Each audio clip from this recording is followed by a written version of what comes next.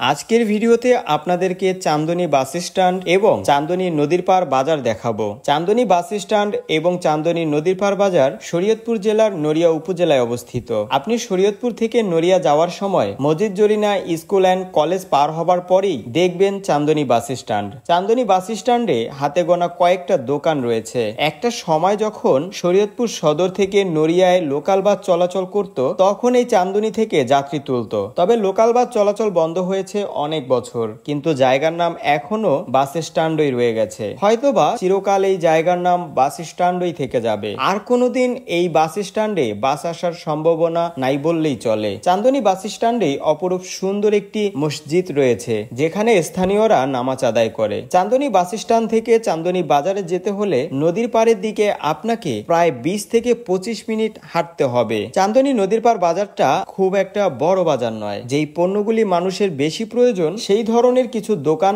এখানে রয়েছে। এখানে নির্ধারিত কোনো হাটও বসে না, তারপরেও এটা একটা বাজার। বাজারের ঠিক পাশেই একটা টিনের মসজিদ রয়েছে, যেই মসজিদে এখানকার সবাই নামাজ আদায় করে। এই মসজিদটি কীর্তিনসা নদীর তীরে অবস্থিত।